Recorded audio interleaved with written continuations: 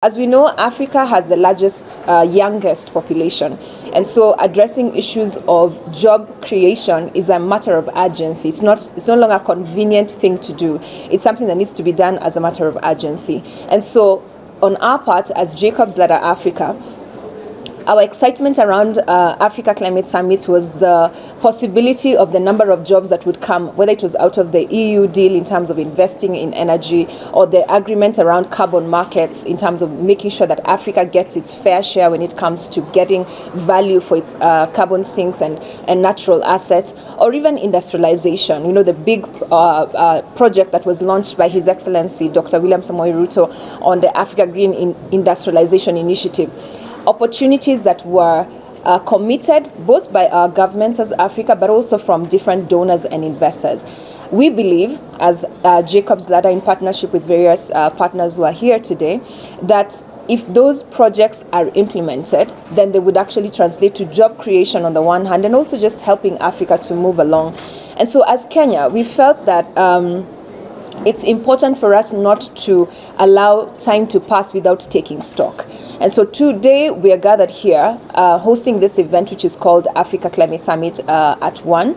And what we're having today is a specific thematic focused conversation around adaptation and food systems. We do have another five other thematic focused conversations. Tomorrow we are here with the youth and the children as well.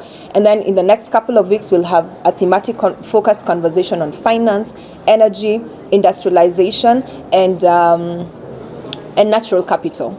And the idea being that all this will culminate in February 2025, on February 20th and 21st, where we will have all these thematic conversations coming together to say, what are the successes we've had so far? What are the challenges we are facing in terms of implementing the Nairobi Declaration? What are the barriers that need to be removed? And how else can we, as different stakeholders, private sector, youth, development partners, government, how can we actually create make traction or keep the momentum as far as the Africa Climate Summit outcomes captured in the Nairobi Declaration are concerned? And so our hope as Jacob's Ladder, in partnership with various organizations here, is that this is just a trigger that will make the momentum be sustained, because we did raise our hands as Kenya and as Africa, and we said we can offer solutions. We do need to be able to keep the momentum by making sure that we're not just talking about these issues, but we're actually implementing. And so it's exciting to see the amount of work that has been done, and also to hear what else needs to be done for us to be able to make tangible progress. My name is Faith Ngige, the National Coordinator for the Kenya Platform for Climate Governance, which is the umbrella body for the civil society in Kenya. And we are pleased and honored to co-host this first convening of the Kenya at ACS at 1, and specifically focusing on adaptation and resilience. Where adaptation and resilience is important for us, especially from a community perspective, it is because that is where the impacts of climate change are heavily faced. If you look at the reports from the World Bank, they indicate that if we don't take action between now and the 2050, we are likely to lose our GDP by about 3 to 5% of our gross domestic product. And that by itself simply means that livelihoods are negatively impacted. Our ability to create wealth is negatively impacted. The floods and the droughts that happen every 10 years, we've understood that now the cycles are shorter. It's every 3 years. And that in actual sense simply means that the impacts of climate change are really real and felt at the community level. The ACS at 1 provides us with an opportunity, to contextualize the declaration in Kenya circumstance.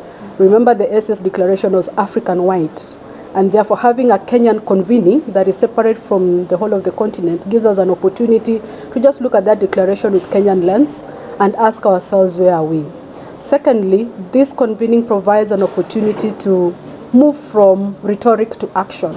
We are asking ourselves, are we really acting on the declaration? What actions are we taking? And I think from the morning meeting, it is very clear that the actions that communities and people are taking, all the way from mangrove restoration, waste management, agriculture, it is really commendable that Kenyans have taken the ACS declaration and are really implementing it well. Thirdly, it gives us opportunity to come together and just to understand that we are not alone. The multi-sectoral approach that you can see, private sector, civil society, government, development partners, is indeed a reflection that when you come together as stakeholders, we can make the difference that is required to make the world a better place. As the impacts of climate change become worse, indeed they're becoming worse every day, we still have opportunity to reverse through our individual actions and our collective actions to make a difference.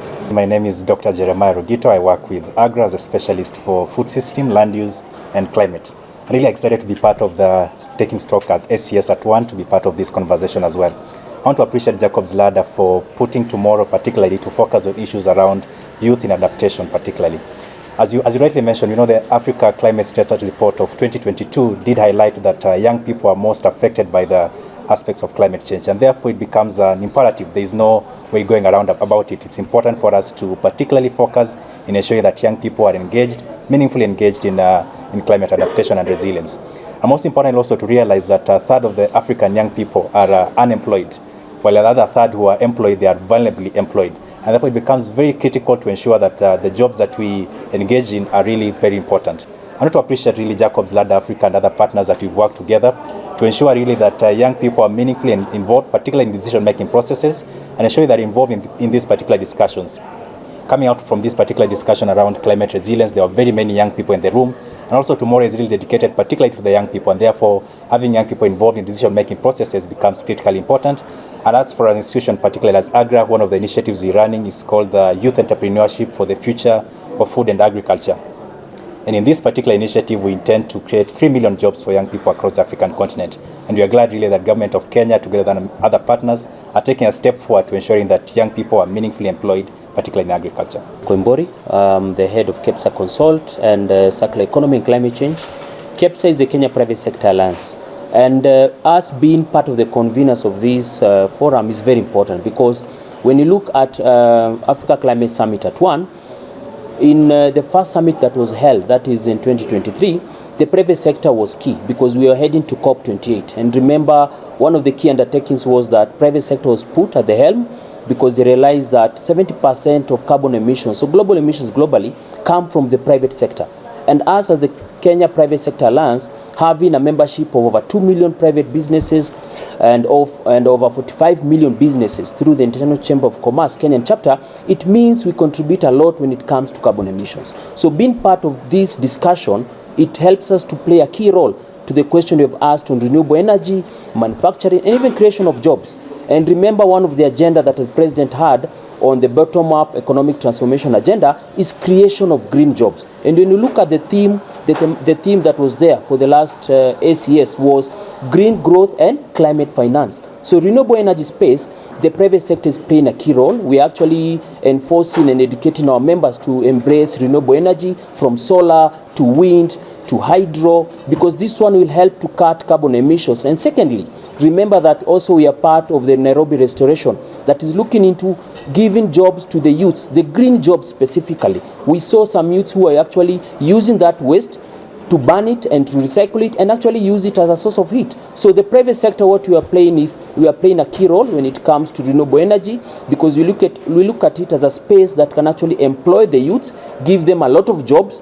And being part of this convening, we are looking at it as taking stock and maybe taking what are the progress and the steps that we have made and what key steps we need to change in our ways moving forward to ensure that the private sector play a key role. So this convening as a private sector, we embrace it wholly, and we thank Jacob's Ladder for actually helping to put all these stakeholders together. And the stakeholders that we have here, they are part of the diamond approach, where we have the government at the center, we have the NGOs, and we have NGO CSOs, and we have the private sector. So we want to thank Jacob's Ladder for using the diamonds approach, where we have all these three key stakeholders on the table discussing, putting our issues to the forefront, and moving to COP29. We believe these recommendations will form a basis of discussion moving forward. Thank you.